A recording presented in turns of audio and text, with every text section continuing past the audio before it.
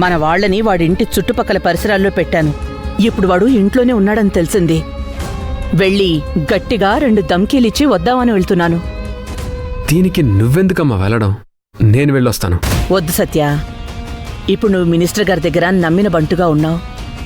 ఇలాంటప్పుడు నువ్వు బయటికి వెళ్ళొద్దు నాన్నా. పైగా ఇప్పుడు నీ భార్య ఏఎస్ఐ. ఇవన్నీ పడనివాడు ఎవడైనా పోలీసు భార్య అని చూస్తాడనుకో. ఫైనాన్స్ సెటిల్మెంట్ నడుపుతున్నాడు సత్య అని ఈ సోషల్ మీడియాలోనో లేనిపోని రాతలు రాశారే అనుకో, ఆ మినిస్టర్ గారికి చెడ్డ పేరు, నీకు చెడ్డ పేరు. నువ్వెందుకులే అయినా, అక్కడ అందరూ మనవాళ్ళున్నారుగా, నేను చూసుకుంటానులే. నువ్వు రెస్ట్ తీసుకో. అన్నట్టు ఏంటమ్మా? ఆ పక్కింటి వాళ్ళన్న మాటల్ని నువ్వేం పట్టించుకోకు. కానీ ఒకటి మాత్రం నిజం నాన్న, మనం ఏం చెయ్యాలి అన్నది గుర్తు చేసింది. సర్లే, వస్తాను సత్య.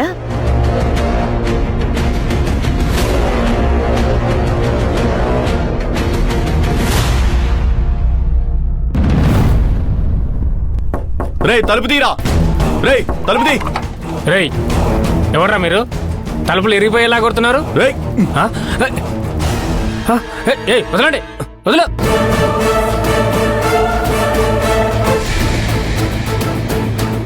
అమ్మా, మనమ్మ గారు నమస్కారం అమ్మా. మీరెందుకు వచ్చారమ్మా? నేనే మీ దగ్గరకు వచ్చి డబ్బులు ఇవ్వాలనుకున్నానమ్మా. ఇవ్వాలనుకుంటావురా?